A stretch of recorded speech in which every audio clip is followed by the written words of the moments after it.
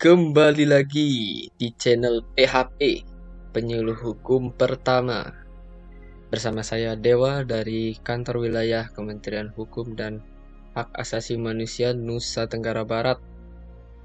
Kali ini saya mengangkat tema yang familiar dalam lingkungan kita, yaitu KDRT,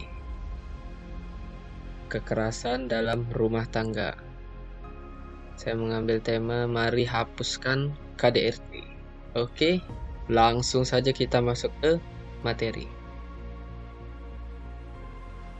Berangkat dari data kekerasan terhadap perempuan dan kekerasan dalam rumah tangga yang saya dapatkan dari Sistem Informasi Online Perlindungan Perempuan dan Anak, Kementerian Pemberdayaan Perempuan dan Perlindungan Anak.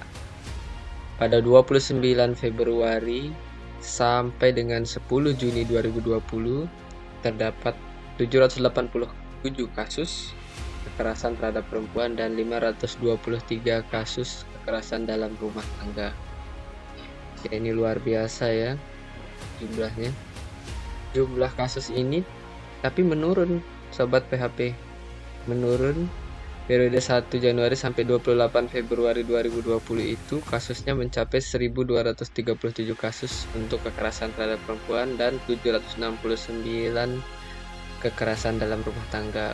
Penurunannya cukup lumayan ini ya. Nah, sekarang apa arti dari jumlah kasus yang menurun tadi, sobat PHP? Haruskah kita senang? Haruskah kita bangga? Apakah ini arti kesuksesannya untuk menurunkan atau menghapuskan KDRT? Justru tidak ternyata. Malah ini adalah perhatian besar karena saat ini adalah pandemi COVID-19. Seperti kita tahu ada pembatasan di mana-mana dan keluarga-keluarga itu, anggota keluarga itu justru terkurung di dalam, tapi penghasilan banyak berkurang atau bahkan tidak ada. Ini malah dikhawatirkan korban itu tidak melapor, kehilangan akses untuk melaporkan kekerasan yang dialaminya. Bisa karena takut, terus ruang geraknya terbatas, terutama di wilayah yang sarana komunikasi atau prasarananya juga kurang, transportasinya tidak mendukung untuk akses layanan. Ditambah terakhir, mungkin pusat penyedia layanan belum bisa berfungsi secara optimal dikarenakan pandemi COVID-19 ini. Ya, karena kita tahu, bahkan saya juga terkena imbas WFH kemarin kan. Sampai sekarang masih ini bergiliran kita, sip-sipan. Ya, ini arti jumlah kasus menurun ini bisa jadi ditakutkan adanya kasus-kasus yang masih tersembunyi, tidak terbongkar. Ya, ini menjadi concern kita semua karena KDRT ini bukan masalah pribadi lagi, ini adalah masalah bersama yang dianggap penting oleh negara. Jadi ini saya angkat berdasar dari pertimbangan ini. Oke, kemudian kita langsung masuk ke aturan perundang-undangannya. Ya, ini KDRT ini diatur dalam Undang-Undang Nomor 23 Tahun 2004 tentang penghapusan KDRT. Ya, sobat PHP harus tahu sebenarnya KDRT itu apa. KDRT itu adalah setiap perbuatan terhadap seseorang, terutama perempuan, yang berakibat timbulnya kesengsaraan atau penderitaan secara fisik, seksual, psikologis, dan atau penelentaran rumah tangga, termasuk ancaman untuk melakukan perbuatan, pemaksaan, atau perampasan kemerdekaan secara melawan hukum dalam lingkup rumah tangga. Ya, ini arti singkatnya adalah KDRT ini adalah serangkaian tindakan tadi yang dilarang dilakukan di dalam lingkup rumah tangga. Nanti kita bahas apa saja perbuatan yang dilarang. Nah, lalu apa arti penghapusan KDRT ini yang ada dalam Undang-Undang Nomor 23 Tahun 2004 ini? Penghapusan KDRT itu adalah jaminan yang diberikan oleh negara untuk mencegah terjadinya KDRT. menindak pelaku KDRT, dan melindungi korban KDRT. Jadi itu lingkupnya penghapusan KDRT itu mencegah, menindak, dan melindungi. Oke. Kemudian kita lanjut tujuan penghapusan KDRT. Apa tujuan penghapusan KDRT itu adalah ada 4. Pertama, mencegah segala bentuk KDRT. Yang kedua, melindungi korban KDRT. Yang ketiga, menindak pelaku KDRT. Dan yang keempat, memelihara keutuhan rumah tangga yang harmonis dan sejahtera. Ini udah jelas, tidak perlu dijelaskan panjang lebar lagi. Lanjut ke lingkup rumah tangga. Lingkup rumah tangga itu siapa saja sih yang masuk dalam rumah tangga tadi? Yang dalam lingkup rumah tangga tadi? Itu setidaknya dibagi 3. Yang pertama adalah yang pokok, suami, istri, dan anak. Itu pokoknya rumah tangga itu. Yang kedua ada orang-orang yang mempunyai hubungan keluarga dengan orang sebagaimana dimaksud pada huruf A tadi. Karena hubungan darah, hubungan perkawinan, hubungan persusuan, hubungan pengasuhan, perwalian yang menetap dalam rumah tangga. Jadi ada orang-orang lain di luar suami, istri, dan anak yang memiliki hubungan keluarga. Karena hubungan darah bisa kakek, bisa nenek. Terus karena hubungan perkawinan bisa ipar, bisa kakak ipar, adik ipar, bisa mertua. Lalu sepersusuan juga, pengasuhan juga, siapa yang pengasuh di sana. Dan perwalian apabila misalnya anak itu tidak memiliki orang tua, atau salah satunya tidak ada orang tuanya. Itu misalnya anak itu ada walinya, yaitu wali itu termasuk dalam lingkup rumah tangga. Dan terakhir adalah orang yang bekerja membantu rumah tangga dan menetap dalam rumah tangga tersebut. Misalnya asisten rumah tangga, ART, itu pembantu. Istilah lainnya pembantu. Dan pembantu ini dipandang sebagai anggota keluarga selama dia berada di dalam rumah tangga yang bersangkutan. Jadi kalau dia misalnya 1 tahun saja dia jadi ART terus keluar atau berhenti, ya itu udah tidak dianggap sebagai lingkup rumah tangga itu lagi. Lanjut, ya ini apa saja sebenarnya perbuatan yang dilarang dalam undang-undang ini. Kekerasan dalam rumah tangga tuh jenisnya apa saja? Ya ini dia, kita bahas satu persatu. Pertama adalah kekerasan fisik dan kedua adalah kekerasan psikis. Kekerasan fisik, ya ini kekerasan yang sangat jelas terjadi, kelihatan. Akibatnya kelihatan. Itu perbuatan yang mengakibatkan rasa sakit, jatuh sakit, atau luka berat. Ini sangat terasa bagi korban dan bisa terlihat juga bagi orang-orang di sekitar korban. Misalnya menimbulkan luka, menimbulkan memar, atau korban merasa sakit dan itu terlihat jelas.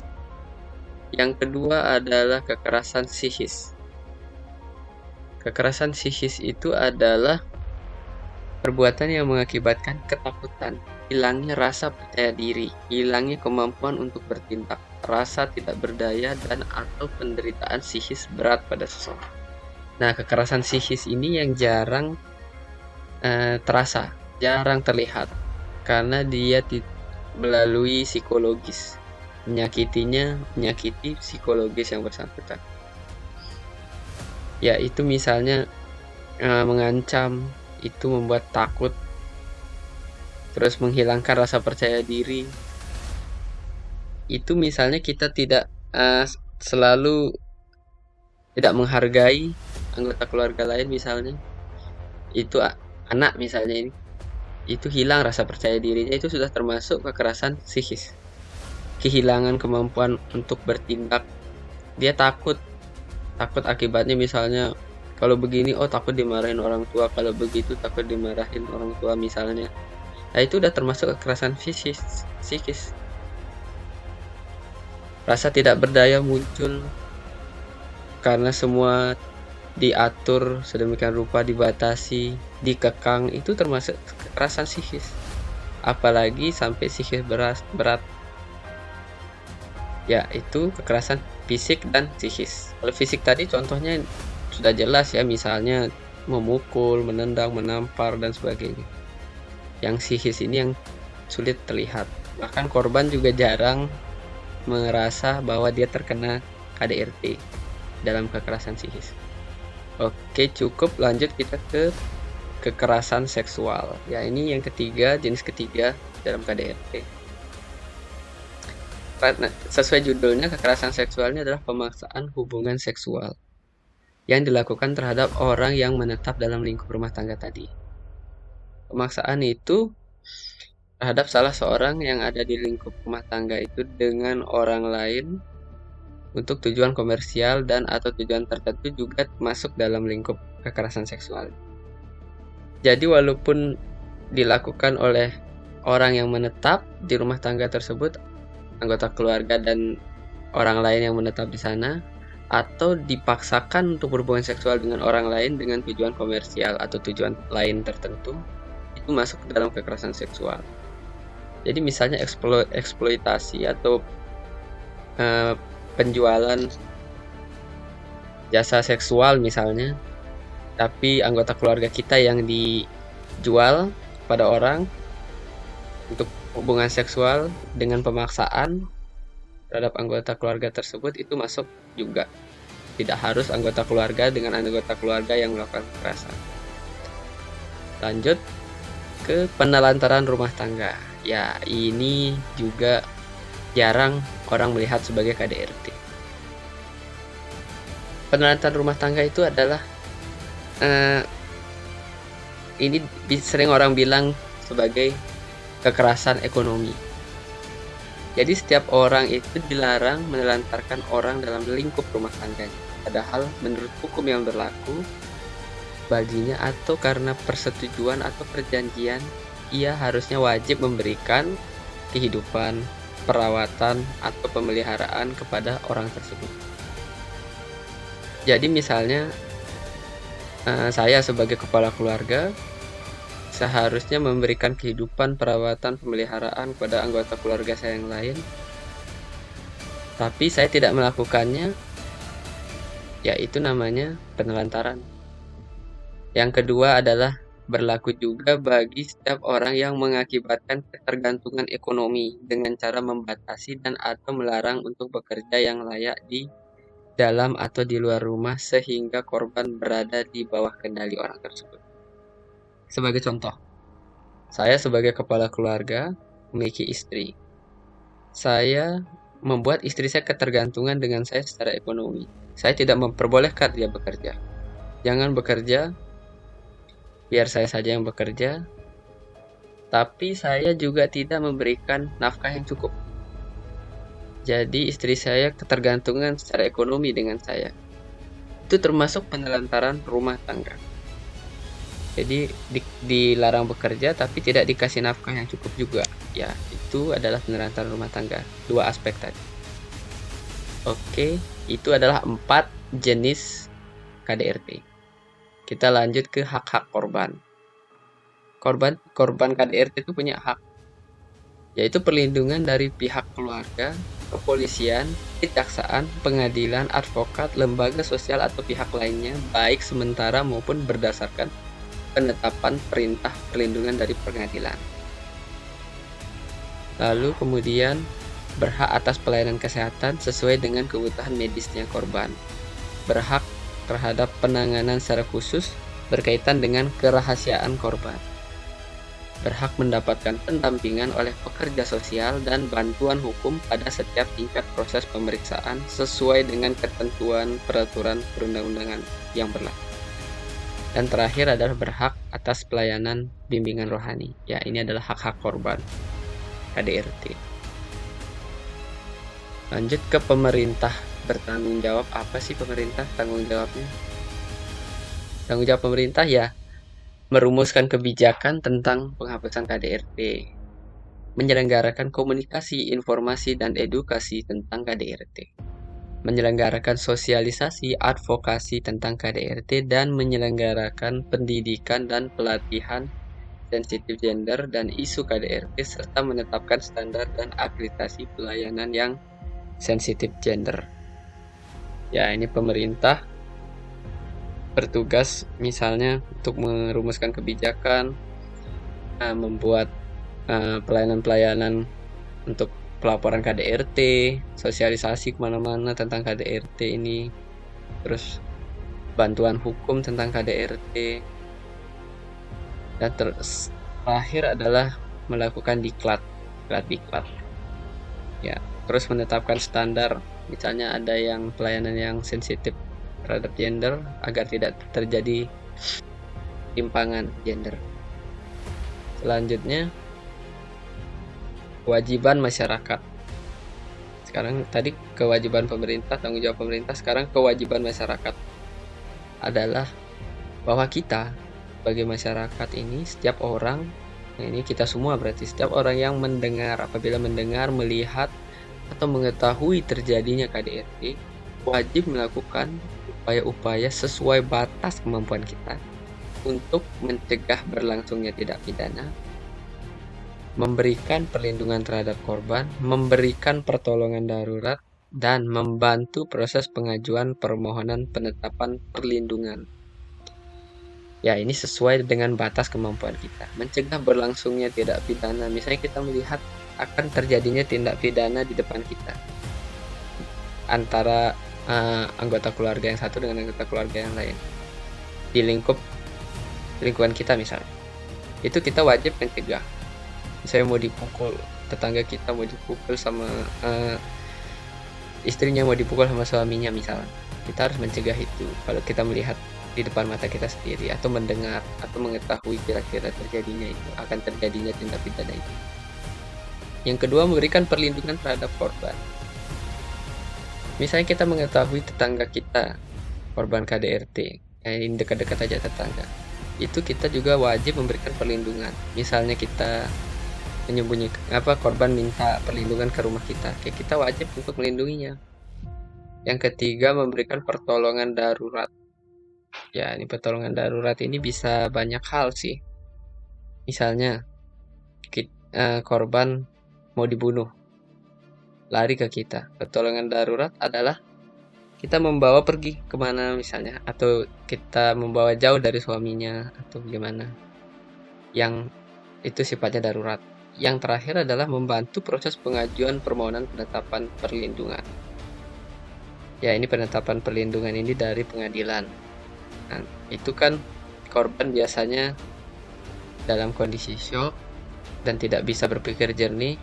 Ya, kita sebagai orang terdekat di luar keluarga korban wajib juga ikut membantu proses pengajuan permohonannya. Misalnya seperti itu. Lanjut ke aturan perlindungan.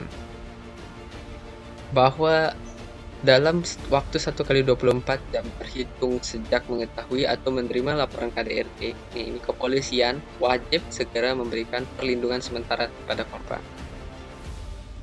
Perlindungan sementara, seperti tadi disebut, sebelum ada penetapan perlindungan dari pengadilan. Perlindungan sementara itu paling lama 7 hari sejak korban diterima atau ditangani. 1 minggu berarti dia dilindungi oleh kepolisian secara otomatis. Dalam waktu 1x24 jam terhitung sejak pemberian perlindungan, kepolisian wajib meminta surat penetapan perintah perlindungan dari pengadilan. Nah, ini baru dari pengadilannya diproses. Setelah 1x24 jam ada laporan. Oke, jelas. Ini untuk pemulihan korban. Tenaga kesehatan wajib memeriksa korban sesuai dengan standar profesinya, bahkan memulihkan dan merehabilitasi kesehatan korban apabila diperlukan. Nah, pekerja sosial, relawan pendamping, dan pembimbing rohani juga wajib memberikan pelayanan kepada korban dalam bentuk konseling untuk menguatkan dan atau memberikan rasa aman bagi korban, dan itu bisa dilakukan secara bekerja sama. Pekerja sosial, relawan, atau pembimbing rohani ini bisa bekerja sama untuk melakukan pelayanan. Kemudian sanksi pidana, ya ini yang paling penting untuk ibaratnya mencegah tindak pidana KDRT ini. Harus diketahui sanksi pidananya. Jadi orang-orang tidak asal KDRT. Setelah mengetahui jenis KDRT, ini sanksi pidana ini adalah yang penting selanjutnya. Baik, ini untuk kekerasan fisik dulu ya. Tadi kan jenis-jenisnya, ini kekerasan fisik. Setiap orang yang melakukan kekerasan fisik dalam lingkup rumah tangganya dipidana dengan paling lama 5 tahun atau denda paling banyak 15 juta. Nah, kalau perbuatannya mengakibatkan jatuh sakit atau luka berat, naik lagi, penjaranya paling lama 10 tahun, denda paling banyak 30 juta. Nah, apabila mengakibatkan korban meninggal, pidana penjaranya 15 tahun naik lagi, dan denda paling banyak 45 juta. Nah, kalau perbuatan dilakukan oleh suami terhadap istri atau sebaliknya yang tidak menimbulkan penyakit atau halangan untuk menjalankan pekerjaan jabatan atau mata pencaharian atau kegiatan sehari-hari, ini ringan maksudnya, dipidana paling lama 4 bulan penjara atau denda paling banyak 5 juta, ini yang ringan. Selanjutnya untuk sanksi pidana kekerasan psikis. Setiap orang yang melakukan perbuatan kekerasan psikis dalam lingkup rumah tangganya dipidana dengan pidana penjara paling lama 3 tahun atau denda paling banyak 9 juta rupiah. Nah, kalau dilakukan oleh suami terhadap istri atau sebaliknya yang tidak menimbulkan penyakit atau halangan untuk menjalankan pekerjaan jabatan atau mata pencarian atau kegiatan sehari-hari, itu pidana penjaranya ringan saja 4 bulan atau denda paling banyak 3 juta. Ini untuk yang kekerasan psikis ringan. Nah, untuk sanksi pidana kekerasan seksual. Setiap orang yang melakukan perbuatan kekerasan seksual dipidana dengan pidana penjara paling lama 12 tahun atau denda paling banyak 36 juta rupiah. Setiap orang yang memaksa orang yang menetap dalam rumah tangganya melakukan hubungan seksual dipidana dengan pidana penjara paling singkat 4 tahun dan pidana penjara paling lama 15 tahun atau denda paling sedikit 12 juta atau denda paling banyak 300 juta. Paling singkat 4 tahun, paling lama 15 tahun, dendanya paling sedikit 12 juta dan denda paling banyak 300 juta. Nah, kalau perbuatan itu mengakibatkan korban mendapatkan luka yang tidak memberi harapan akan sembuh sama sekali, mengalami gangguan daya pikir atau kejiwaan, ini parah sekurang-kurangnya, selama 4 minggu secara terus-menerus atau 1 tahun tidak berturut-turut, gugur atau matinya janin dalam kandungan atau mengakibatkan tidak berfungsinya alat reproduksi, dipidana dengan pidana penjara paling singkat 5 tahun dan paling lama 20 tahun, denda paling sedikit 25 juta dan paling banyak 500 juta rupiah. Ya, terakhir ada sanksi pidana pelaku penelantaran. Dipidana paling lama 3 tahun atau denda paling banyak 15 juta setiap orang yang menelantarkan orang dalam lingkup rumah tangganya, padahal seharusnya tidak seperti itu. Seharusnya dia wajib memberikan kehidupan, perawatan, pemeliharaan pada orang tersebut. Atau yang kedua, menelantarkan orang lain mengakibatkan ketergantungan ekonomi yang tadi telah saya bahas, membatasi, melarang bekerja yang layak di dalam atau di luar rumah sehingga korban berada di bawah kendali orang tersebut. Oke, ya terakhir adalah ada ketentuan tambahan bahwa hakim dapat menjatuhkan pidana tambahan berupa pembatasan gerak-gerik pelaku yang bertujuan untuk menjauhkan pelaku dari korban dalam jarak dan waktu tertentu, maupun bisa juga pembatasan hak-hak tertentu lagi dari pelaku. Yang kedua adalah penetapan pelaku mengikuti program konseling di bawah pengawasan lembaga tertentu. Ini untuk tidak mengulangi perbuatannya lagi. Ya, perlu diketahui yang terakhir adalah bahwa tindak pidana kekerasan fisik dan psikis itu tadi adalah merupakan delik aduan. Nah, tindak pidana kekerasan seksual yang dilakukan oleh suami terhadap istri atau sebaliknya juga merupakan delik aduan. Sebagai bukti yang salah satu alat bukti yang sah, keterangan seorang saksi korban saja sudah cukup untuk membuktikan bahwa terdakwa bersalah, tapi harus disertai dengan alat bukti yang sah lain. Baik, itu saja sedikit tentang penghapusan KDRT. Semoga di masa pandemi ini kasus KDRT memang benar-benar berkurang, bukan tersembunyi, dan semoga kita semua sehat selalu, dilindungi oleh Yang Maha Kuasa, Tuhan Yang Maha Esa. Semoga kita sebagai keluarga bahagia dan sehat selalu. Oke, terima kasih. Sampai jumpa di episode selanjutnya. Sobat PHP.